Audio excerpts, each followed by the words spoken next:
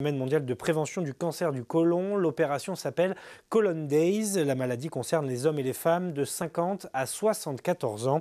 Il s'agit d'un cancer toujours très meurtrier, mais dépisté à temps, il se soigne dans 90% des cas. Ayez le réflexe dépistage, c'est en substance le message diffusé aujourd'hui dans les locaux de l'hôpital L'Archer 2 de Nice. Explication et reportage signé Caroline Fayolle.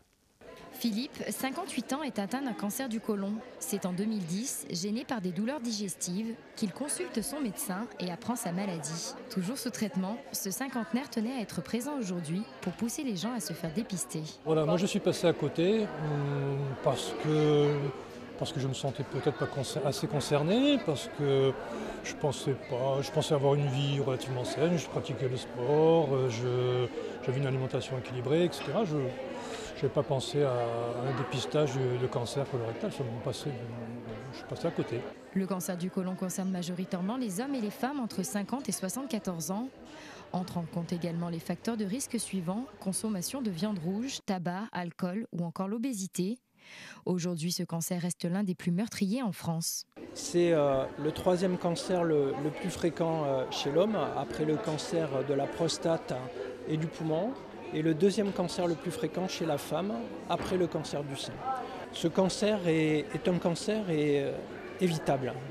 Il faut être très clair, et effectivement, si on parvenait à dépister ce cancer très tôt, ce qui est le cas grâce à la campagne de dépistage, eh bien, on éviterait 9 cancers sur 10.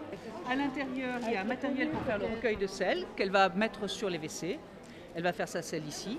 Et ici, il y a le tube de prélèvement qui va permettre, en passant autour de la selle, de recueillir un peu de matière. Ce test immunologique permet de détecter le sang dans les selles, une façon rapide et efficace de se prévenir de la maladie. Celui-ci est à réaliser tous les 2 ans. Avec le médecin généraliste, ils vont déterminer la démarche appropriée pour faire le dépistage. La plupart du temps, il s'agit de faire ce test qui se trouve dans la pochette que va lui remettre le médecin généraliste.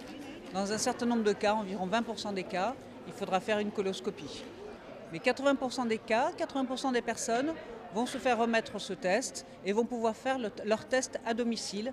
C'est un auto-prélèvement de sel. Le dépistage du cancer du côlon est encore trop peu répandu. L'année dernière, seulement 19 000 tests ont été distribués en PACA. Pour 307 coloscopies, le cancer colorectal touche 43 000 personnes par an et occasionne 18 000 morts.